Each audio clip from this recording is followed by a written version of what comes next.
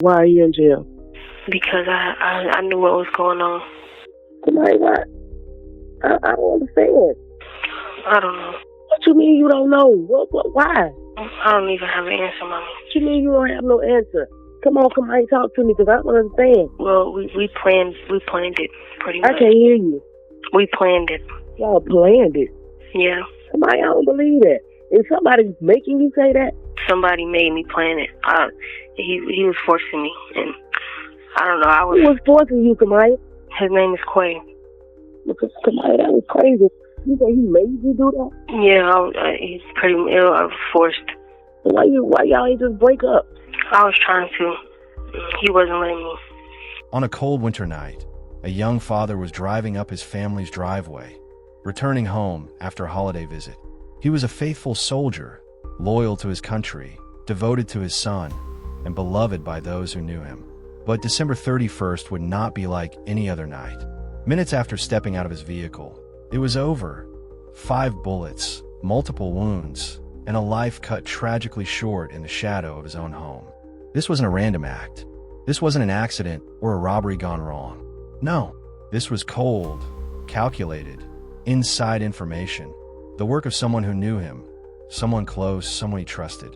Because behind the facade of military uniforms and shared camaraderie, there was a secret relationship, whispered plans, and a plot that would rip a family apart. 3 soldiers, a wife, a lover, and a husband who never saw it coming. This is the story of Sergeant Tyrone Hassel III. Not just how he died, but why. Welcome to True Crime Diaries, where we uncover shocking crimes and hidden details behind real cases. Subscribe and turn on notifications for new stories. These are real lives and real tragedies, lessons we can't ignore. Let's dive in. Before the sirens, before the investigation, before the world knew his name, he was simply Tyrone, a father, a son, a brother, and a soldier with ordinary hopes and quiet dreams. Born and raised in Benton Harbor, Michigan, Tyrone Hassel III grew up with strong family roots. Mornings at church, summer cookouts, high school football games, the type of childhood that taught him the meaning of loyalty and love. His friends remember him not just for his athletic ability, but for how he carried himself off the field. Kind-hearted, reliable, always ready to lift someone up. After high school, he enrolled in college and pursued an engineering degree at Grand Valley State University in Allendale, Michigan, where he was studying mechanical engineering before enlisting in the United States Army in 2015. Like so many before him, he made a choice that would shape the rest of his life. He joined the United States Army. He didn't join for fame or medals or headlines. He joined because he believed in service, in duty, and in protecting something greater than himself. In the Army, he found purpose. He found structure. He found a calling. Tyrone wasn't a distant, untouchable figure in a uniform. He was the guy who could fix the tough jobs, a wheeled vehicle mechanic serving proudly at Fort Stewart, Georgia, the man other soldiers trusted when their equipment failed under pressure. He earned his rank honestly, rising to sergeant through dedication, skill, and teamwork. But beyond the camouflage and the formations, he was a father to a young boy with bright eyes and an easy laugh. A boy who called him Dad, with the kind of certainty only a child can have. A boy who waited for him every night. Tyrone's stories weren't just about battles or deployments. They were about bedtime routines, birthday balloons, ball games in the backyard. He had plans, big ones, plans to grow old, to teach his son how to drive, to take family vacations, simple human things. And all of it, would be shattered in an instant. No tragedy occurs in a vacuum. Tyrone Hassel III's life was surrounded by people he trusted, people he called friends, and people who shared his daily routine in the Army. Yet, hidden beneath the surface of camaraderie and marriage, secrets festered, secrets that would ultimately unravel his world. To the outside world, Kemia Hassel was the devoted spouse of a rising Army sergeant. She shared a home, a career, and a young child named Chunk with Tyrone Hassel III. Friends and colleagues described her as disciplined, professional, and attentive, a soldier herself, navigating the same military life as her husband. But beneath that surface, a secret grew. one that would shatter the family and send shockwaves through the military community. Kemia was engaged in an affair with another soldier, Jeremy Cuellar, a relationship that began quietly during deployments overseas. It was a connection she hid carefully, masked by normalcy and routine. Investigators would later show that the affair wasn't just a personal betrayal. It became the catalyst for a chilling conspiracy. Kemia's role went beyond secrecy. Prosecutors argue that she actively coordinated with Cuellar, guiding him, communicating plans, and influencing the fatal outcome of her husband's life. She was a woman caught between love, desire, and a life-altering choice, one that would ultimately place her at the center of a murder investigation. Jeremy Cuellar wasn't just a name on a roster. He was a fellow soldier, a colleague, someone who shared the same barracks, the same missions, and the same camaraderie that binds Army life together. He laughed with Tyrone Hassel III, trained alongside him, and lived in the same world of discipline and trust. Yet behind that facade, ambition and desire began to cloud judgment. Cuellar's relationship with Kemia Hassel started quietly, a forbidden connection fueled by secrecy and opportunity. What began as an affair evolved into something darker, a plan that would culminate in betrayal and murder. Investigators would later reveal that Cuellar traveled hundreds of miles from Georgia to Michigan, following precise plans, armed with weapons, and carrying out a premeditated ambush. Every step was calculated, every action a choice, and in the end, it was his hand that fired the shots that took the life of a man he once called a friend. Tyrone's father was left devastated when the truth finally came to light. That Kemia, someone he had comforted and cared for after his son's death, was in fact involved in the very act that took his son's life. The betrayal cut deeper than words could express, turning grief into a pain far more complex and enduring. Investigators later uncovered another disturbing motive behind Tyrone's killing: money. A life insurance policy worth approximately $400,000 became part of the alleged incentive, adding a financial dimension to a crime already rooted in betrayal. Cuellar's story isn't just about the act itself. It's about a life intertwined with trust, loyalty, and military duty, a life that spiraled into deception and violence. It is a chilling reminder that sometimes the greatest dangers come from those closest to us. The two, Kemia and Cuellar, became entwined not only by an illicit relationship, but by a plan that would shake the military community and devastate a family. Their alliance wasn't born overnight. It was carefully cultivated, whispered conversations, messages sent under the cover of night, travel plans made with cold precision. And all the while, Tyrone lived his life unaware. He continued to love, to work, to plan, to dream, trusting those closest to him, unaware that the very people he held dear were plotting against him. New Year's Eve is supposed to be a night of celebration, a time for laughter, warm meals, and hope for the year ahead. But on December 31st, 2018, the night took a tragic turn for a family in southwestern Michigan. Tyrone Hassel III had spent the holidays with his parents, enjoying food, familiar faces, and the comfort of home. As the clock edged closer to midnight, his only thoughts were of returning to his own family, the embrace of his wife, the laughter of his son. He never made it inside. Just steps from the front door, outside the very house he'd grown up in, his world ended in an instant. 5 gunshots rang out in the quiet driveway, echoes that would forever change lives. Tyrone fell where he stood, struck down not by a stranger, but by the cunning design of someone who knew him well. He was ambushed, a trap set not by coincidence, but by careful planning. Emergency calls flooded dispatch. Neighbors rushed outside, unsure what they were witnessing. Lights turned on. Phones were raised. But when first responders arrived, it was already too late. Tyrone's life, defined by service and love, had been stolen in a heartbeat. The friends and family who found him described the scene with a chilling mix of shock and disbelief. This wasn't some distant headline. This was their son, their brother, their friend. A life cut short in a moment no one saw coming. But the killing didn't happen by accident. It didn't occur at random. In this quiet Michigan driveway, the point of impact was much deeper. Betrayal had arrived. When a life is taken so suddenly, the question that haunts everyone left behind is simple: why? And when the answer isn't random, when it points inward, towards someone who should have cared. Investigators know they're no longer chasing shadows. They are untangling a conspiracy. In the case of Sergeant Tyrone Hassel III, detectives were faced with a puzzle that demanded more than instinct. It required meticulous reconstruction of movements, messages, and moments that most people never consider leaving behind. Every step leaves a trace. Every journey, no matter how carefully planned, leaves evidence, sometimes in places we least expect. For Jeremy Cuellar, that trace was his cell phone. Investigators examined his phone's location data and travel logs, and what they found was impossible to ignore. Cuellar had traveled from Georgia to Michigan in the days leading up to the murder, a journey that coincided precisely with Tyrone Hassel III's presence at his family home. It wasn't a coincidence. It was premeditated, mapped in digital breadcrumbs. Each ping from a cell tower confirmed he was where he said he wasn't, arriving near the scene just hours before the fatal ambush.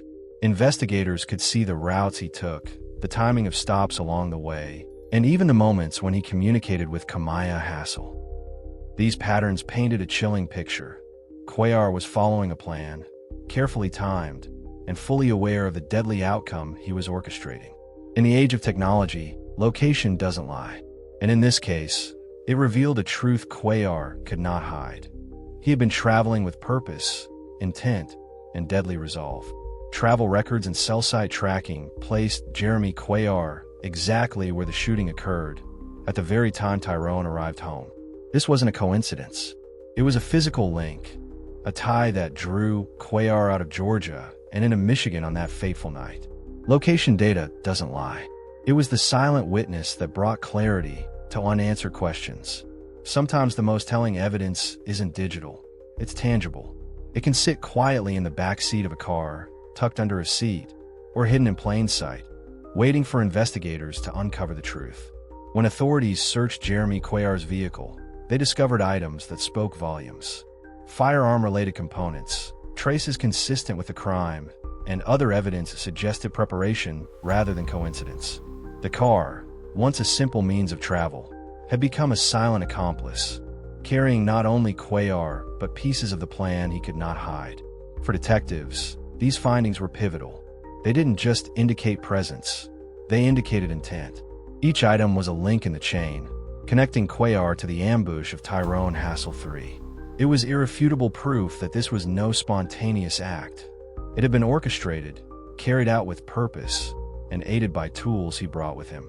A vehicle, often a mundane part of daily life, had become the key to unraveling a premeditated crime. Numbers and data don't tell the whole story. Detectives also spoke to those who knew the people involved. The everyday interactions, the remarks made in passing, the moments that seem insignificant until the truth is revealed. Soldiers who serve alongside Cuellar came forward with accounts of conversations and behaviors that, in hindsight, carried meaning. Statements like these don't stand alone, but when paired with digital and physical evidence, they paint a fuller, sharper picture. No investigation happens in isolation.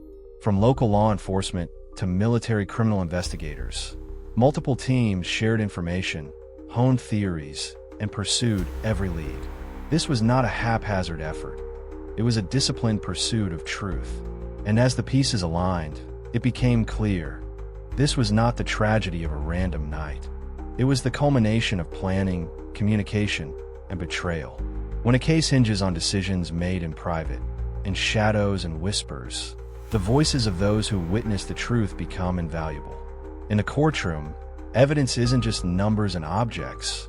It's people speaking from memory, from conscience, and from moments that, at the time, seemed ordinary, until they weren't. For the prosecution, Tyrone's father was among the first to take the stand.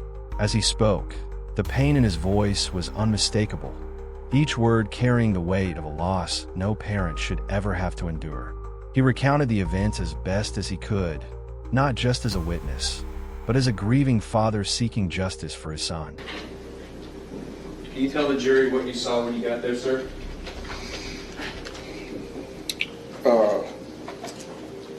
When I arrived, the paramedics was already there. I saw them trying to put my son on the gurney, I believe it's called.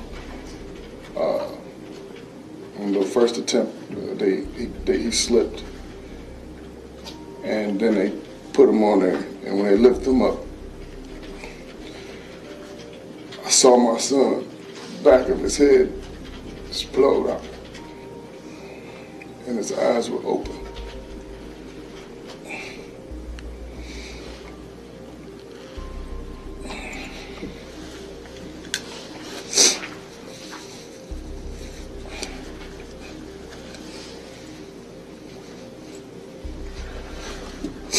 I looked at him to see where he was shot at, and I saw a hole right here. Now, when you say right here, you're indicating, just for the record, sir, I'm sorry to interrupt, on the right side of the ear, right under the ear.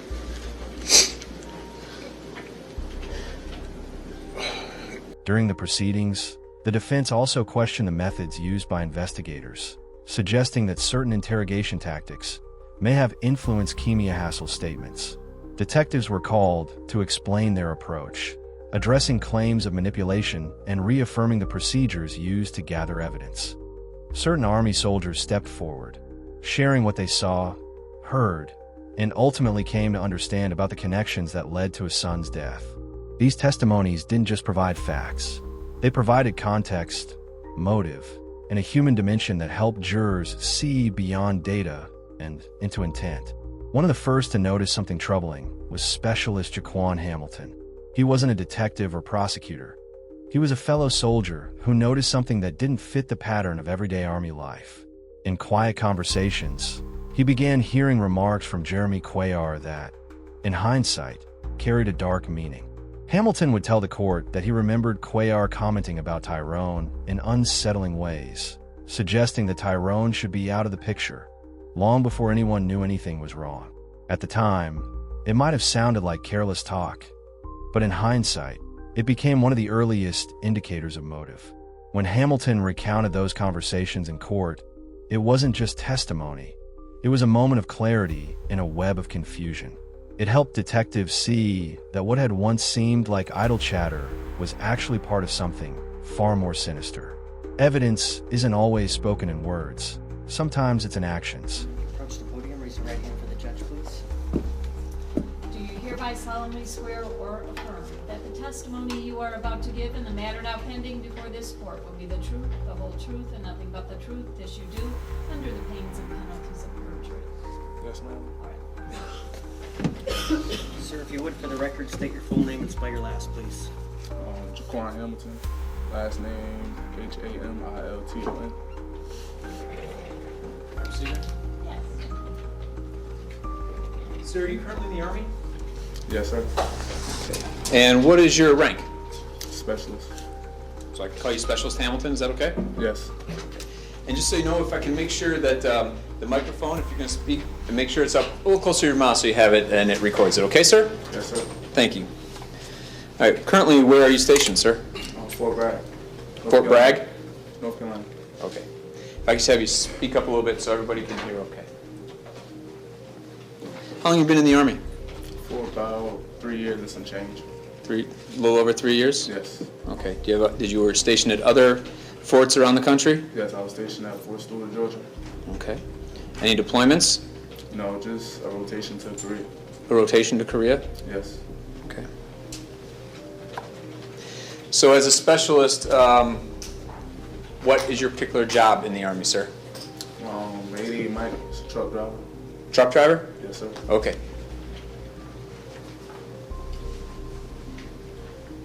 Just so you know, I want you to speak up. So you're talking to me way back here so we can hear you. Okay, sir? Okay. That was better. Do you know Jeremy Cuellar? Yes. How do you know Jeremy Cuellar? Sir, side by side and work with him every day. In the Army? Yes. Was he in the same division as you? Yes. How is it broken up in terms of unit, company, division, battalion, brigade? It's like squad, platoon, company, then it's brigade. No, then it's battalion, then it's brigade. Okay. Squad, platoon, company, battalion, brigade. Yes. Okay. Were you in the same squad Yes. as Jeremy Cuellar? Yes. Did you become friends with him? Yes.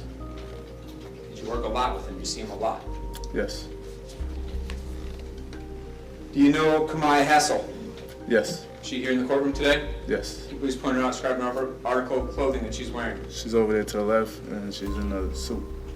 Your Honor, may the record reflect must identify the defendant here today? Yes, it may. How do you know the defendant? Work side by side with her as well. Same squad? Yes. Spent a lot of time with her? Yes. Got to know her well in the Army? Yes. Were you friends with her? Yes. Were you friends with Jeremy Cuellar?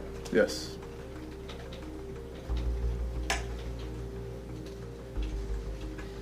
Is the defendant Hassel, when did you first meet her?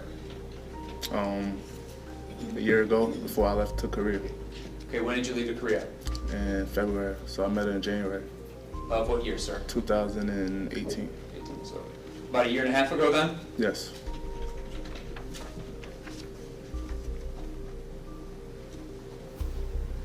Let me ask you this. Did you ever have contact with the defendant through like social media and things like that?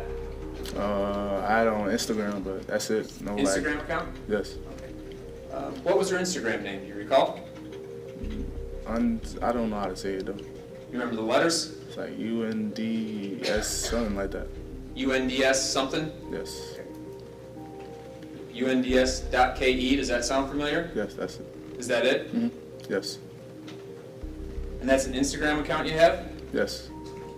Would you communicate with her on that? No, not at all. Not at all? No.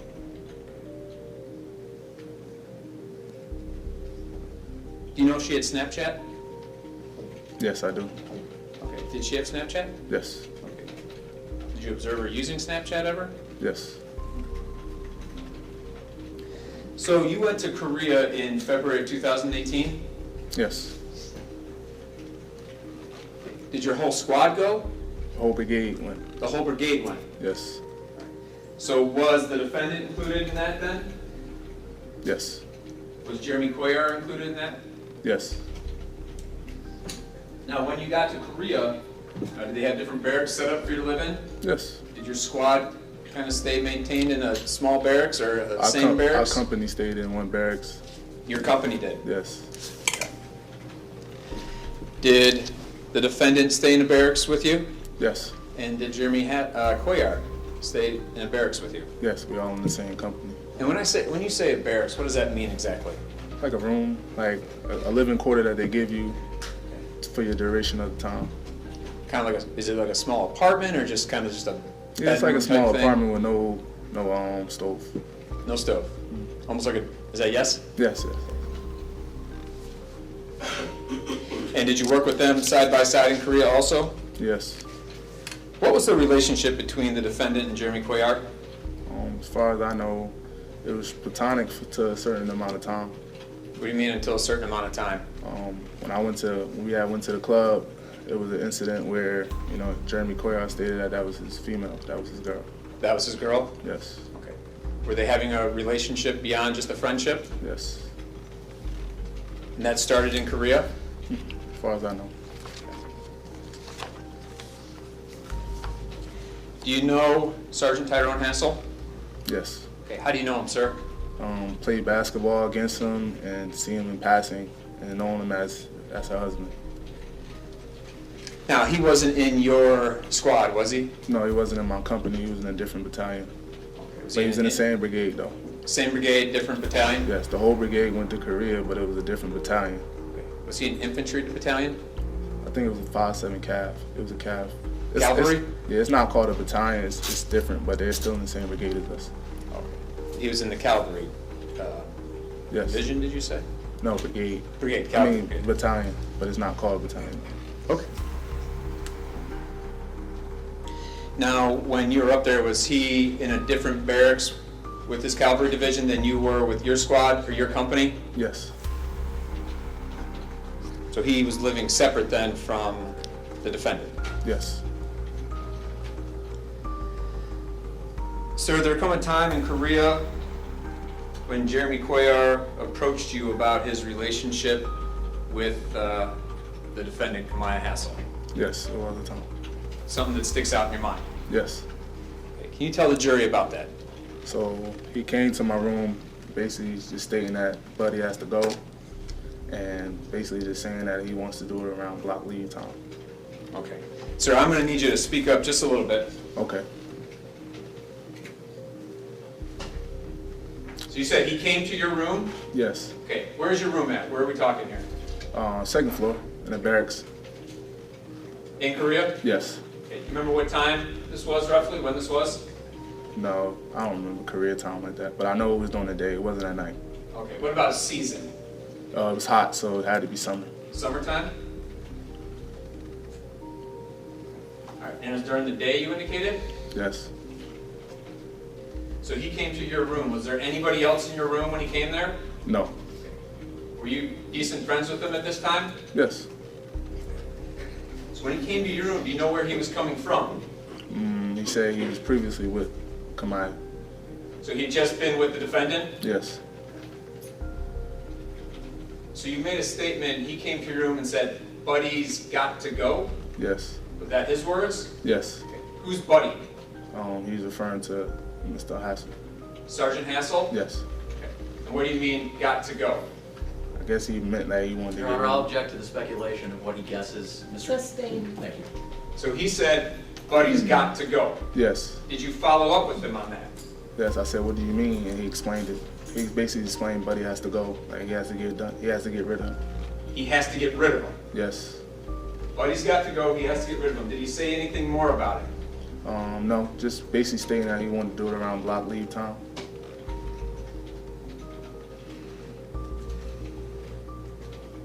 Did it appear, let me ask you this. Did you ask him anything, why he wanted to do it? No. Okay. Did you talk with him anything about money at all or something like that? I just asked him, like, so what are you going to, like, what are your plans? He, like, basically the money is like a bonus or whatever. What money, sir? Life insurance money. For Sergeant Hassel? Yes.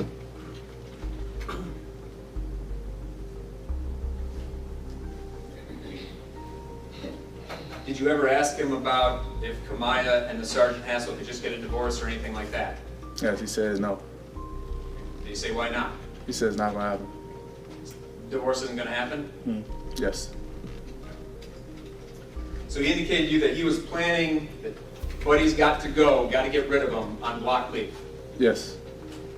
And he also mentioned about the life insurance being a bonus if Buddy got to go. Yes. Did he say why he wanted to do it on block leave? Because it's like it's easier and it's not going to be as like noticeable. Like it's an easy getaway.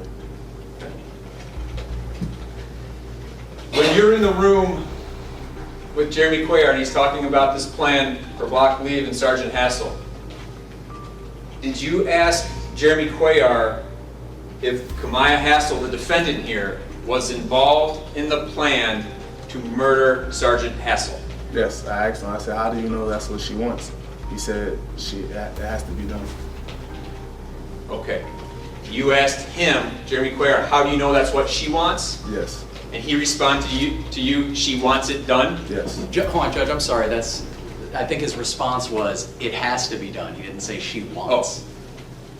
I'll let him Thank you. answer the question, and then the jury can use their collective memory as to what the last answer I'm sorry. was. Thank you, Judge. I'm going to need you to speak up, okay? When you asked him whether or not Kemia Hassel was involved in the planning of the murder of her husband, what did he say? He said, I said, how do you know that's what she wants to do? He said, it's mutual, like it has to be done. It's mutual. Yes. Okay. Did he ever give a different phrase beyond that in terms of whether or not she was in agreement with it? It was just a mutual. Like, It's that's mutual? That's what we want to do. That's what we want to do? Yes. Okay. I'm going to need you to speak up. Yes, that's what he said. That's what we want to do. Okay. So his statement to you when asked, that is what we want to do. Yes.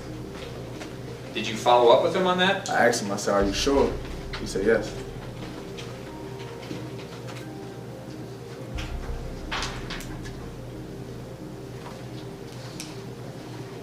Did he say whether or not, is that where he just came from discussing it with her? Yes.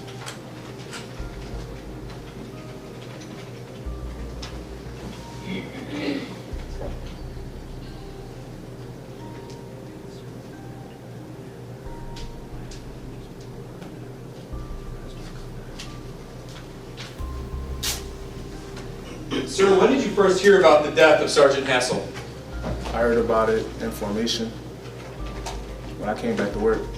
Did you ever see it before that on any type of social media? I seen it on Instagram. On Instagram? Yes. Whose Instagram? Kemia's. That's the unds.ke Instagram? Yes, sir. And when did you hear about that? I think it was the night of.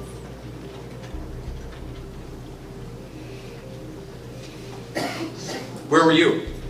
At home playing with my daughter. With your daughter? Yes. How old's your daughter? 5. 5? Yes. Eventually, did you make your way back to Fort Stewart from your block leave? Yes. When you got back to Fort Stewart, was there any general announcement made about what took place? Yes, we had formation, but before we salute the flag at 6:30, it was told us at 6:15 while we were in formation that he had died or whatever. And that was told as a company, or as that was told as a company, and then Opportune Sergeant broke it down to us. She told it to us again as a squad. And you were friends with Jeremy Cuellar when this took place? Yes. You were friends with Kemia Hassel when this took place? Yes.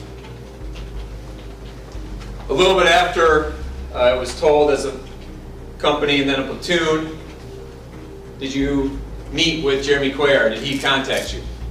Yes. Did he come up to you? Yes. Okay, where was that at, sir? It was in a motor pool. Do you remember what time this was? Like 6:35, 6:40, right after we saluted the flag. And what did he say? He just came up to me and was like, "It's done." Can you guys hear okay? If you can't hear, raise your hand and let me know, and we'll make sure that it's repeated. I'm having a hard time hearing you a little bit myself, so if I can just make sure you speak up, okay? Okay. So you met with him just after 6:30 Yes. when you got back to Fort Stewart. Yes. And this is in early first week of January. Yes. And when he first approached you, what did he say? He said, "It's done. I had to do what I had to do." It's done, I had to do what I had to do. Yes. Did he give you any, talk any further about it? He was going into details, basically just saying how he caught him coming out the house and he shot him in the head, and then he dropped and then he shot him again. He caught him coming out of the house, I shot him in the head, Yes. he dropped and I shot him again. Yes. Did he say why he shot him again? No. I'm sorry? No. Did he say again why, whether or not he did it on block leave, in terms of why it had to get done then? No. That was already previously discussed though. Oh, okay. How long did this conversation take? Like 5-10 minutes because we had to go back to going back to work.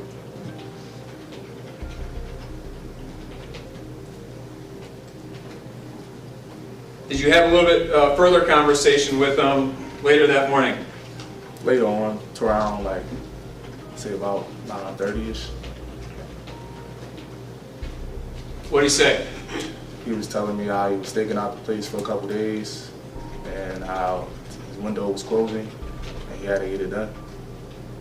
The window was closing? Like to getting off block leave. Oh, okay. And he had to get it done. Yes. Where does he live? Fort Stewart. Okay. Do you know where his family lives, or where is Jeremy Cuellar from? Oh, Chicago. You know where he took his block leave? Chicago. Did you ask him about the weapon used? I asked him and it was either a Ruger or an unravel. Okay. Did you ask him where this weapon was? No, he said he got rid of it. He said he got rid of it? Yes. Where did he say he got rid of it at? Chicago. After Cuellar told you about the plan, after he told you about what happened that morning, Yes. did you eventually come forward and make contact? Yes. Did you see the chaplain first? Yes. Was that in order to... Why'd you go see the chaplain first? Just to get some spiritual guidance. And then did you speak with investigator Roberts, Zachary Roberts? Yes. Did you tell him what you knew, what Cuellar had told you about the plan? Yes. Did you tell him about Kemia Hassel's involvement in it? Yes.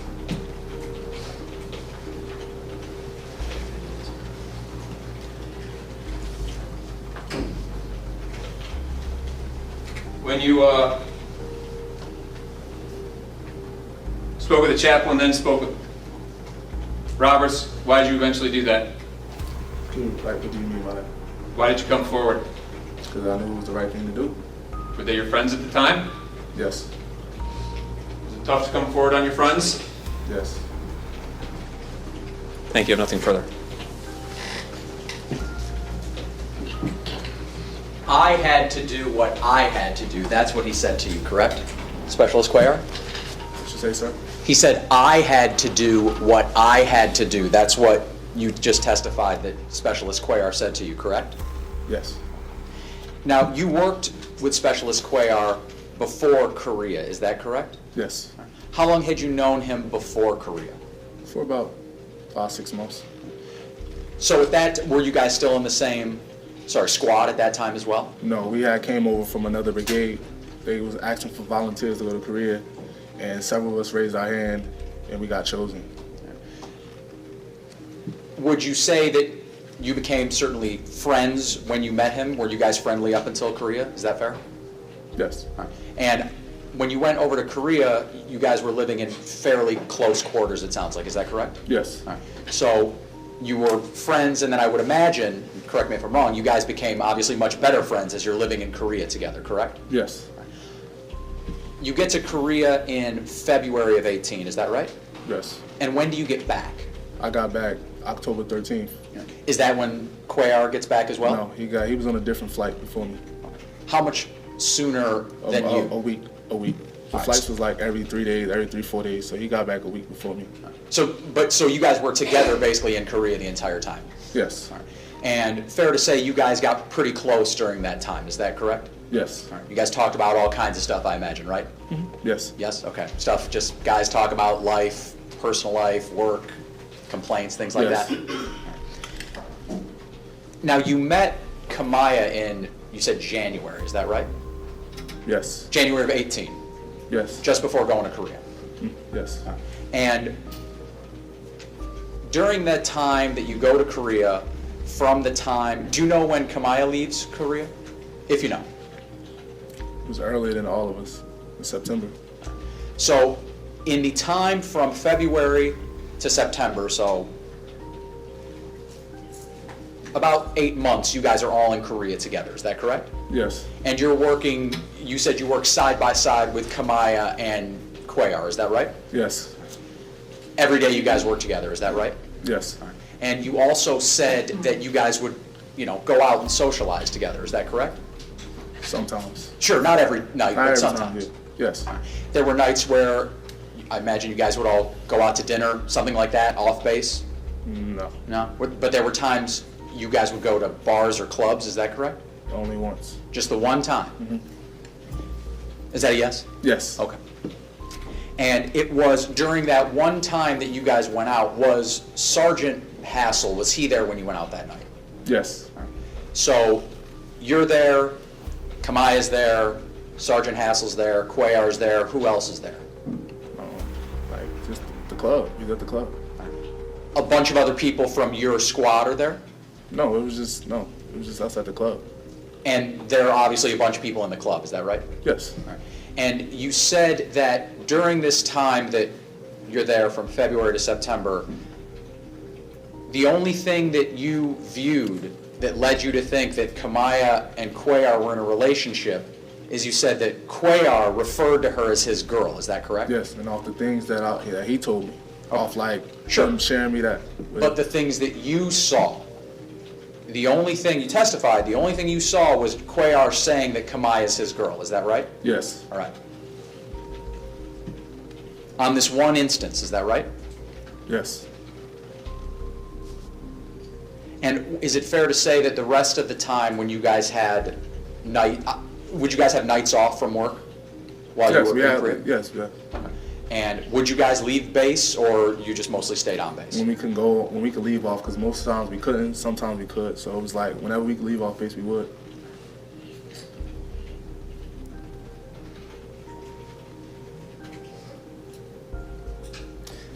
When Jeremy tells you this plan, at this point you've been friends with him for over a year, is that right? Yes. All right.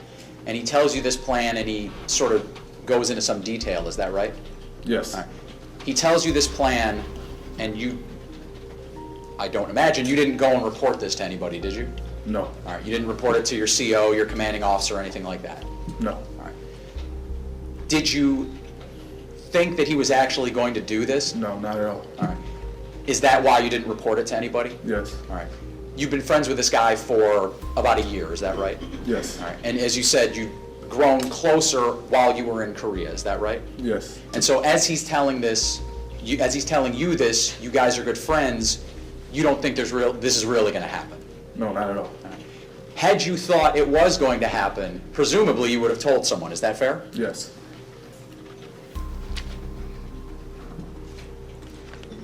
And nothing in your history with him led you to suggest that he was capable of doing this, is that fair? No.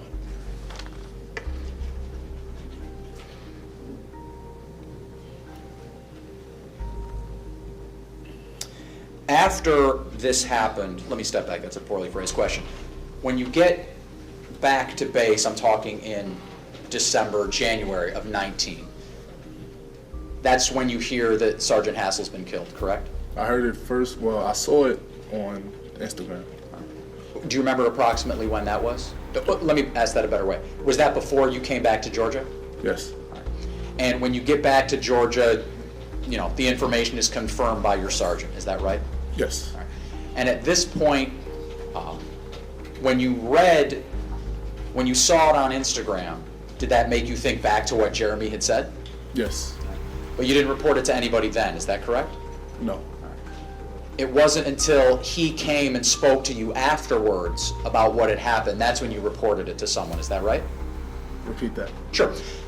After you said that and forgive me for muddling the terminology, you guys salute the flag at 6:30, correct?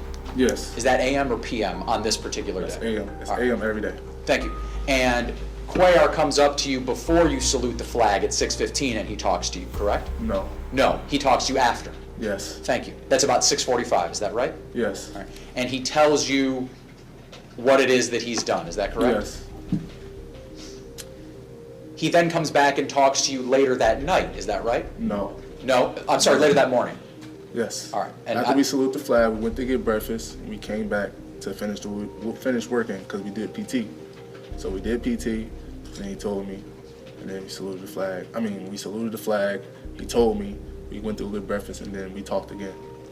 And so between him telling you at 6:45, the second time you guys talk, that's after breakfast, you said, correct? Yes. Is there anything else in between the next time you guys speak? What do you mean? Other than breakfast, is there duty you guys have to go do, or is it after breakfast he tells you? It's like breakfast, and then we coming back to work, and I was smoking a black and mild in my car, and he pulled up next to me, and then he was telling me how he staked the place out and everything. And he tells you all that, and at that point, do you immediately go to the chaplain, or do you take some time on it? I take some time on it. Approximately how much time do you take on it before you go see the chaplain? 4 days. Okay. And No. I seen the chaplain the next day, but until I came forward to Agent Zachary Roberts, that was like 4 days. Sorry. So you go see the chaplain, that day. The next day. The next day, all right. Yes. And then it's 4 days later that you speak with special. We came back on a Monday. I seen the chaplain around Tuesday, Wednesday, and then that Friday I said something.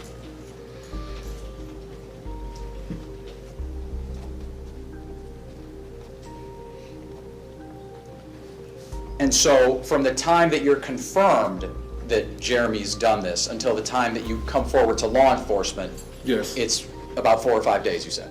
Yes. Did it surprise you to know that Jeremy had actually done this? Yes. And I would imagine part of the reason you said you wanted to go to see the chaplain to get some spiritual guidance, correct? Yes. All right. Did part of that have to do with the guilt of maybe feeling like you could have done something to prevent this? A little guilt, yes.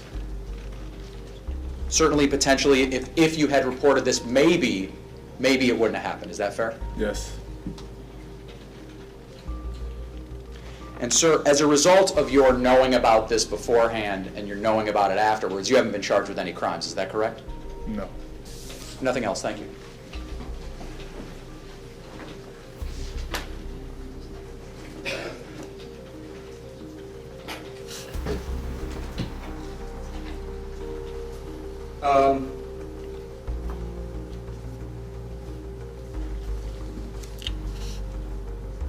You saw the chaplain the next day for guidance. Yes. Was it a tough decision to come forward? Yes. These are your friends? Yes. You pray on it or just reflect on it? Or What do you mean by that? when you say spiritual guidance, those 4 days between you saw the chaplain initially until you went back with the chaplain and talked to Roberts, were you just thinking about it a lot? Yes. Why did you come forward? To do the right thing. Defense counsel asked, you knew about this beforehand? Yes. You obviously knew about it afterwards? Yes. And you did come forward, correct? Yes. Were you in any way involved in the planning of this at all? Not at all. Was the defendant involved in the planning of this? Yes. Thank you. If I may briefly, Judge. Yes. Specialist Cuellar told you that Kemia was involved, correct? Yes. She never had any discussions with you, is that right? No. The only thing you know about this is from what Cuellar told you, correct? Yes. Nothing else, thank you. I have nothing further. All right, thank you. You may step down. May the witness be excused. Another voice heard in the courtroom was that of Army Soldier Bacon, who also took the stand during the trial. His testimony added further context to the relationships, behaviors, and interactions surrounding the case. Like the other witnesses, his account helped piece together a clearer picture of the events leading up to Tyrone's death. You hereby solemnly swear or affirm that the testimony you are about to give in the matter now pending before this court will be the truth, the whole truth, and nothing but the truth. This you do under the pains and penalties of perjury. Right. Roger. Thank you. Sir, if you would state your full name for the record and spell We're your not going to last. have you for the record say yes or no. Yes. Yes or no. Okay. Full name Deontay Bacon. I'm going to ask this question. I assume I know the answer based on how you responded to the judge's oath when you said Roger. Are you in the military, sir? Yes. I will honestly tell you, in the years I've been doing this, I'm sure Mr. Kessel will agree. I've never heard that before. And the judge has not been doing it much longer than me. I'm just putting that out there. I don't think she's ever heard that. That was a first. What branch of the military are you in, sir? Army. Okay, how long have you been in the Army? Going on 2 years. And sir, just so you're aware, I want to make sure that everybody can hear you. So if you can speak up in an outdoor voice, like you're giving directions, directing traffic, whatever you got to do, to make sure everybody in the jury box hears you. Okay, sir? Yes. So you've been in the Army for about 2 years? Yes. What's your rank, sir? Specialist. Specialist, okay. And where are you stationed? Fort Stewart. As a specialist in Fort Stewart, what's your job, sir? 88 Mike. Okay. What I'm gonna need you to do also is slow down. I have no idea what you just said. 88 Mike. 88 Mike? Yes. Okay. That sounds like something Peyton Manning would say at the line of scrimmage. What does 88 Mike mean? Truck driver. Okay. Thank you. I appreciate it. And, sir, I'm really not trying to be disrespectful. I just need you to slow down, and you're gonna have to explain to me because I don't understand all the terms in the military, like what everything means. Okay, sir? Yes. Thank you very much, sir. So you're a truck driver for your squad? Yes. All right. And you're stationed right now in Fort Stewart. Fort Stewart. How long have you been in Fort Stewart? A year and some change. Okay, prior to that, where were you? Korea. Okay. And prior to that, where were you, sir? Fort Leonard Wood. Where's that? Missouri. Missouri? Okay. Do you know a gentleman by the name of Jeremy Cuellar? Yes. How do you know Jeremy Cuellar? We all met in Korea. I met him in Korea. Okay. And when did you go to Korea, sir? February 16th. Of what February year? 16th, 2018. 2018. Were you in the same unit, same squad? Oh, we all met in the same unit and squad. Same squad and unit? Yes. Was he also a truck driver? Yes. M? 88 Mike. Mike 88. No, 88 Mike. Oh, 88 Mike. Okay. Right.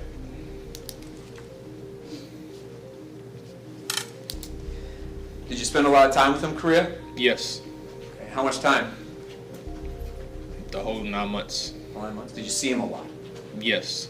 Were you working with him every day? Yes. How long were your days, sir? However long they made us stay. Okay. Sounds like the government. So it could be very long days. Yes. And where did you live while in Korea? Camp Hovey. Okay. And did Cuellar live with you? He was under me. Under me. Like Okay. in the barracks. So was he in the same barracks as you? Yes. Okay. Did you get to become friends Yes. with Jeremy Cuellar? Yes. Did you get to become pretty good friends with him? Yes. Do you know Kemia Hassel? Yes. Is she here in the courtroom today? Yes. Can you please point her out, describe an article of clothing that she's wearing? I think that's a blazer. Okay, can you just point to her just for the record? Your Honor, let the record reflect the witness identified the defendant here today. Yes, it may.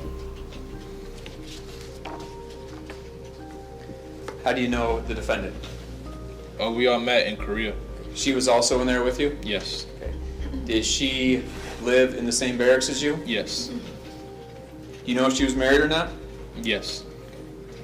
Did you become friends with the defendant, Miss Hassel? Yes. Okay. You spent a lot of time with her? Yes. Hang out with her? Yes. Good friends with her? Yes.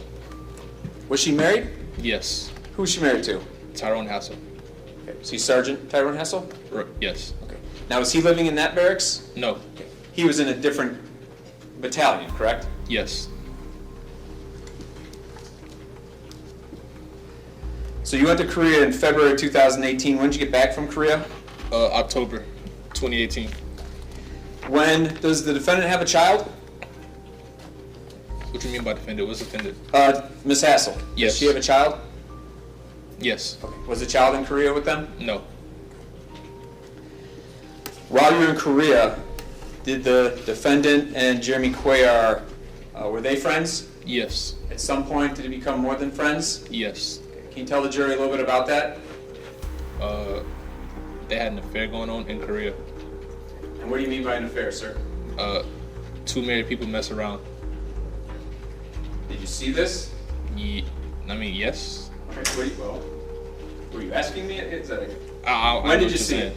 The more we spent more time together, that's when I started to realize they had a relationship going on. Okay. Did you ever see them together in the same room in the barracks? Yes. Did you ever see them in the same bed together? Yes. Did you see that more than once? Yes. How often, do you know? No. A lot? Yes. Well, every time I was around. Every time you were around them? Off duty hours. Okay. Off duty hours. What's off duty hours then? Whatever time you get off work. And you don't know when that is, obviously. No. But in off duty hours, when you're spending time in the barracks, were they together a lot? Yeah, all three of us would be together. And when all three of you together, did they appear to be affectionate with one another? Behind closed doors, yes. Okay. Why behind closed doors? They didn't want nobody to know they had going on. Okay. Did they tell you to keep it quiet? Yes.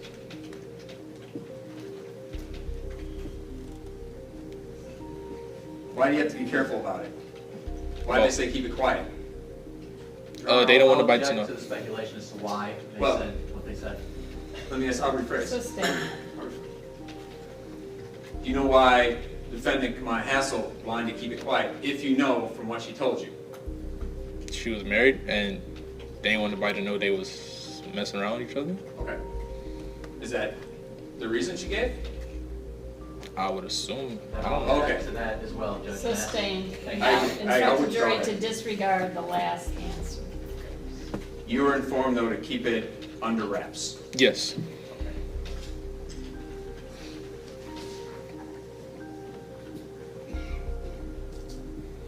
Do you know Jaquan Hamilton? Yes. Okay. Was he friends with Cuellar and Hassel also? Yes, we all met around time in Korea. Did you ever communicate with the defendant via Snapchat? Yes. Did she have a Snapchat account? Yes. Were you friends with her? I have friends with her. Snapchat? Yes.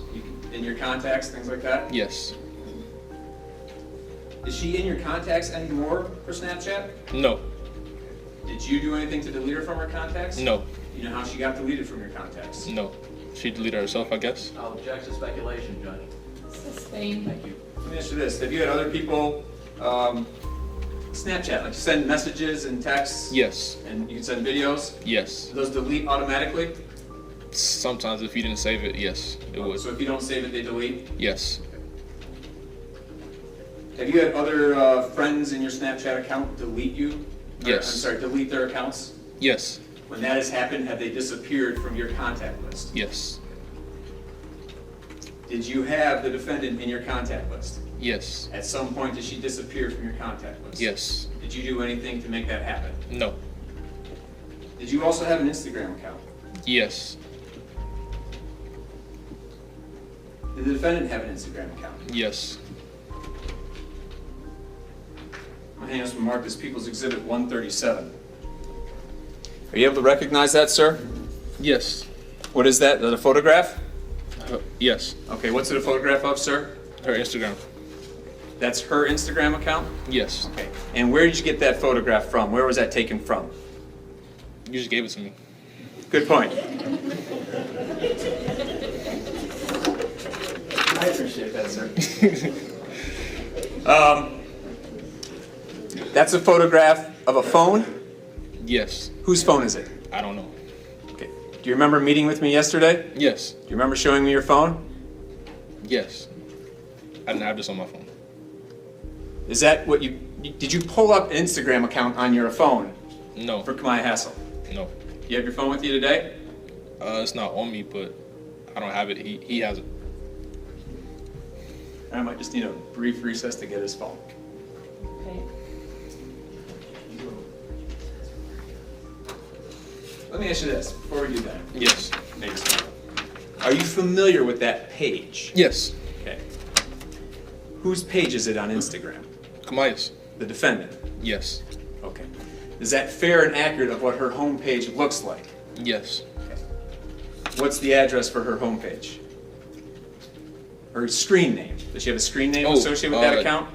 Uns.ke. UNDS.ke? Yes.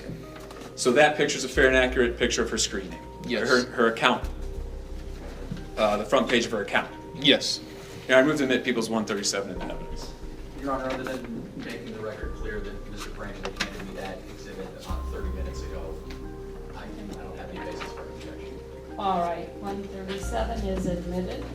Just so the record's clear, I only received that very recently, Your Honor, handed over to defense. All right, thank you. But no objection?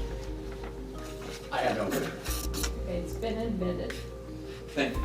Due to the recency of it, Your Honor, it's not in a PowerPoint at all. I would just show it quickly to the jury. Right.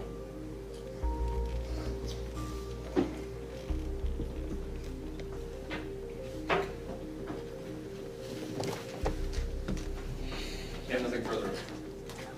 Special statement. And just a minute. Okay. Any questions? Just one moment.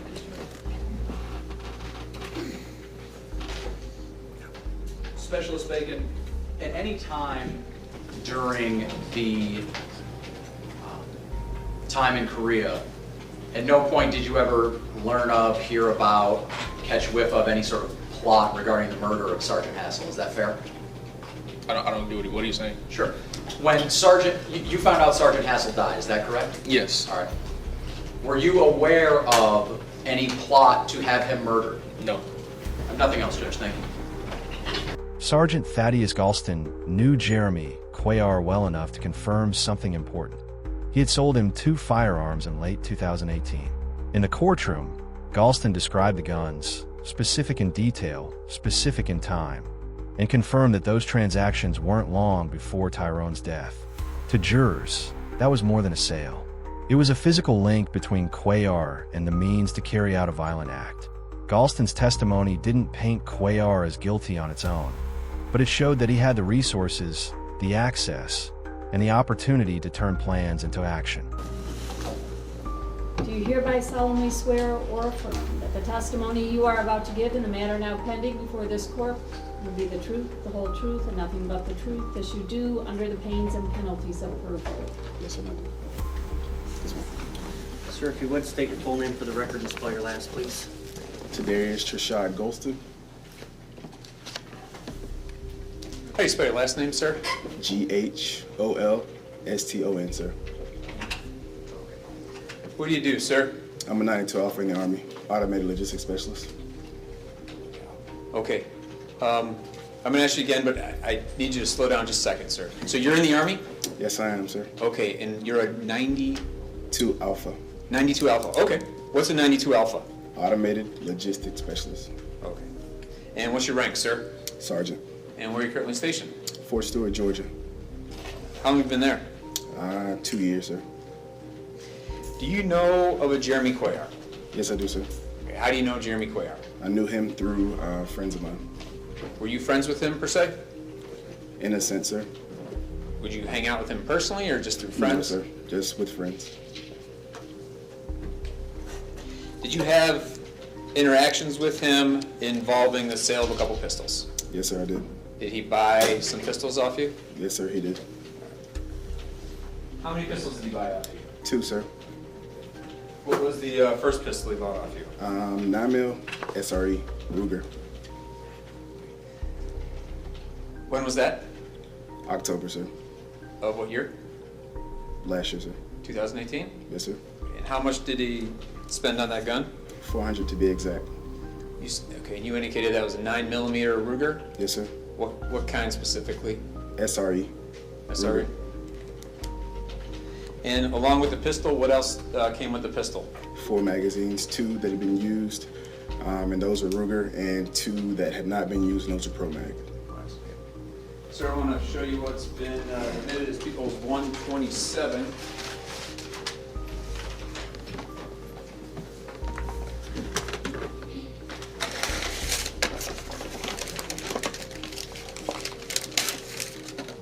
Those look familiar to you at all, sir? Yes, sir, they do. How do they look familiar, sir? Those are the ones that I told him, sir. Mr. Cuellar? Yes, sir.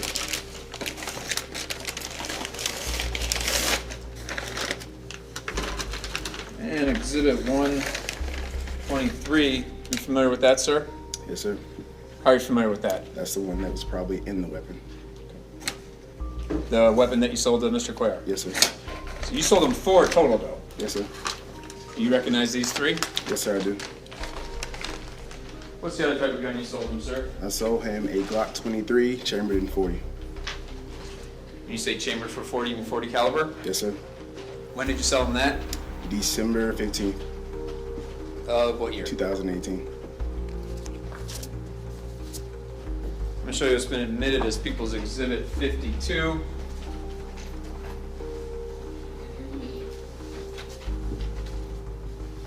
If I could have you take a look at this, sir, and People's Exhibit 53. Are you able to recognize that pistol? Yes, sir. That is the pistol that I sold him. Okay, is that from the serial number that's there? Yes, sir. That's the Glock, right, sir? Yes, sir.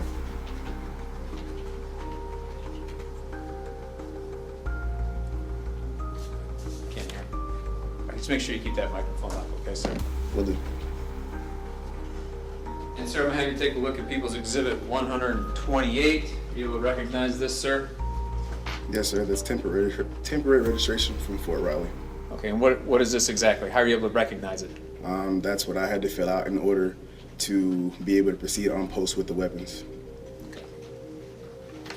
So this is what you filled out personally while in Kansas? Yes, sir. All right. And it lists the Ruger SR 9E, Yes, sir. and the Glock 23. It does. Generation 4 Glock, right? Mhm. Is that yes? Yes, sir. Have removable back straps on the Generation 4? Well, it was aftermarket. Aftermarket. And do you know the last time you saw this piece of paper?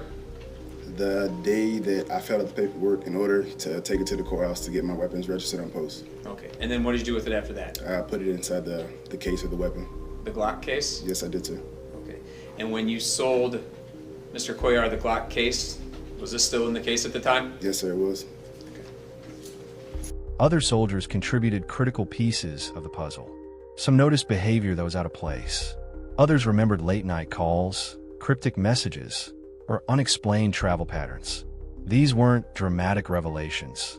They were everyday observations that, when woven together with digital and physical evidence, created a picture no longer open to doubt. These witnesses didn't take the stand for fame or notoriety. They did it because they understood that the truth needed to be heard, not just by investigators, but by a jury deciding the fate of two people forever linked to a senseless loss. Physical evidence and digital trails tell a part of the story, but human testimony tells us why. It reveals intent, motive, and context. In this case, it connected cold data to real lives, real relationships, and real choices that culminated in tragedy. Without these voices of those who live alongside the key figures, the prosecution's case would have lacked that essential human dimension. The investigation had revealed the plot, the travel, the weapons, and the communications. But the human side of the story, the remorse, the admissions, the raw emotion, came into focus when Kemia Hassel and Jeremy Cuellar were in custody. Jail calls, recorded by authorities, gave an unfiltered look into the aftermath. Kemia, speaking to her mother, admitted knowledge of her husband's death. The words were soft, almost casual at times, but the weight behind them was undeniable. It wasn't just the truth coming out. It was the realization of consequences that could never be undone. LaShanda Jones, Tyrone's mother, confronted Jeremy Cuellar in custody. A mother's grief is raw, unfiltered, and impossible to ignore. She demanded answers, seeking a truth that could never bring her son back. Witnesses recall her voice trembling with a mixture of anger, heartbreak, and disbelief. A confrontation that revealed the human cost of betrayal. Cuellar, faced with the consequences of his actions, admitted his role. The court would later present these admissions alongside other evidence. But for the family, this was personal, a chilling confirmation of what they already feared. Kemia Hassel, Tyrone's stepmother, recounted the experience of seeing her stepson brought into the hospital. She described the shock, the panic, and the helplessness, a vivid portrait of loss that no parent should endure. They came through the back doors of the emergency room, and I seen one of our paramedics actually on top of him doing compressions, and they were coming toward me, and I could see his face and how he was turned to the side, and I could see his eyes. You knew he was gone? Yeah, I knew because I see it too much not to know. Dr. Hammer walked out and he just stood there for a second. And the only thing that I heard him say was that we actually worked on him longer than we usually do, dear. And he was like, I'm sorry. And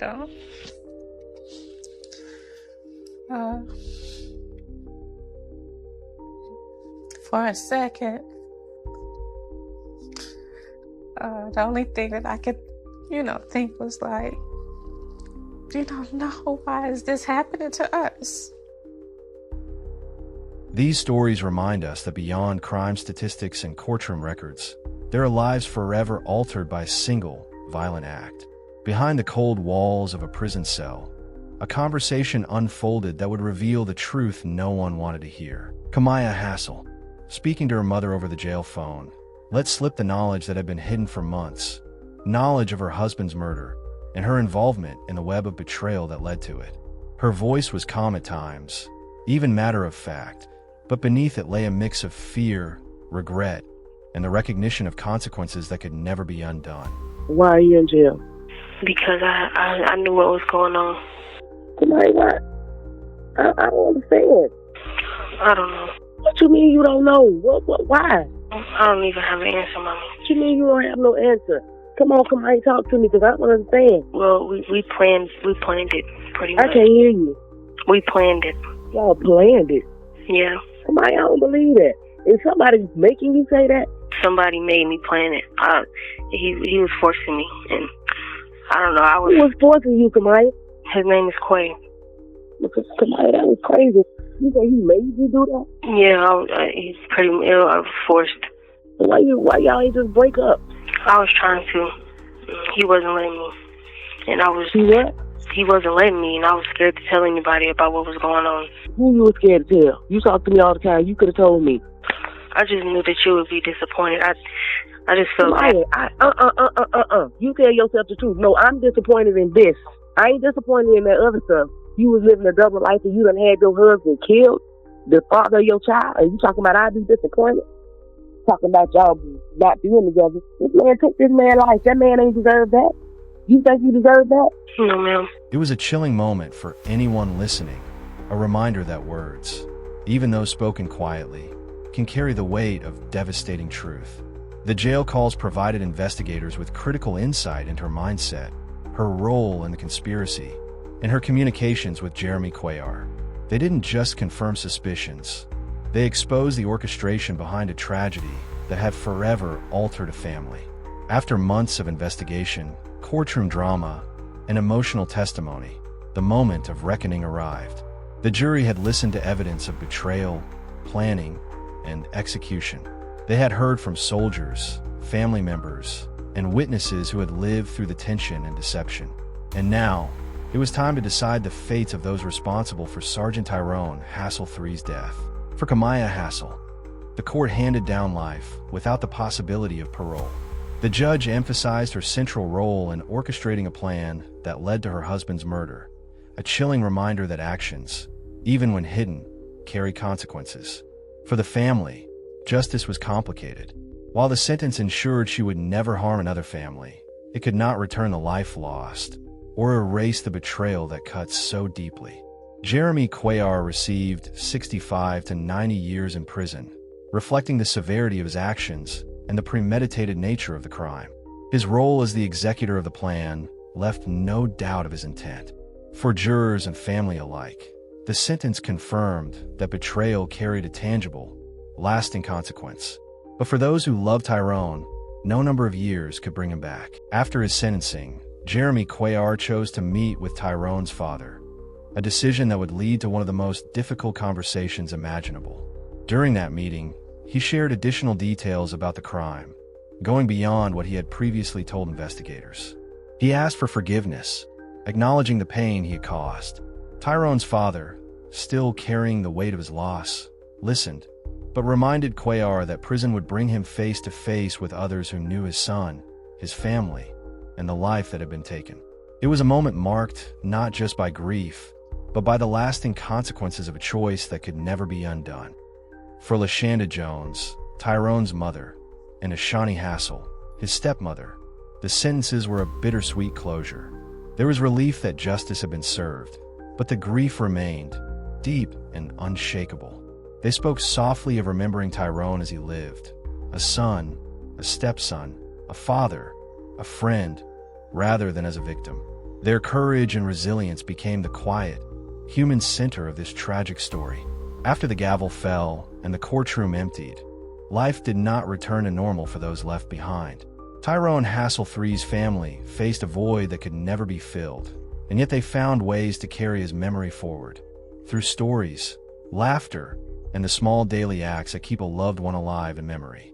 His son, still young, continues to grow under the watchful eyes of family who cherish the lessons Tyrone lived by: integrity, courage, and love. Friends remember him not only as a soldier, but as a man who showed care, humor, and devotion to those around him. In their hearts, Tyrone's life was more than tragedy. It was inspiration. The case also left a mark on the military and local community. It reminded those who serve that trust and loyalty are fragile, that secrecy and betrayal can fester even among comrades. Investigators, prosecutors, and witnesses reflected on how diligence, courage, and attention to detail brought justice to a family navigating unimaginable loss. For the broader public, the story stands as a cautionary tale about the consequences of deceit, the weight of choices, and the human cost of betrayal. Tyrone Hassel III was more than a victim in a criminal case. He was a son, a stepson, a father, a brother, and a friend. He was a soldier who served his country with pride. And while his life was cut tragically short, the love he left behind, the lives he touched, and the lessons his story teaches endure. In remembering him, we see the human story behind the headlines, the laughter, the ambitions, the quiet moments of everyday life that no crime can erase. Sergeant Tyrone Hassel III's story is a reminder that life can change in an instant, and that betrayal can come from the most unexpected places. But it is also a story of courage, of family facing unimaginable grief, of soldiers speaking difficult truths, and of justice being pursued despite the complexity of human relationships. In the end, it is not only the tragedy we remember, but the love, laughter, and legacy Tyrone left behind. His son, his family, and the friends who knew him carry forward the lessons he embodied: integrity, devotion, and the quiet strength to face life's challenges. Though his life was cut short, the impact of his story endures. It teaches us to cherish those we love, to recognize the weight of choices, and to honor the human spirit even in the face of unimaginable loss. That concludes today's case, but the story doesn't end here. There are still countless voices unheard, stories hidden in the shadows, and truths yet to be uncovered. Here at True Crime Diaries, we are committed to digging deeper, presenting the facts, honoring the victims, and keeping their memories alive. If this story resonated with you, subscribe, like, and turn on notifications so you never miss a new episode. Thank you for watching, and we'll see you in the next case.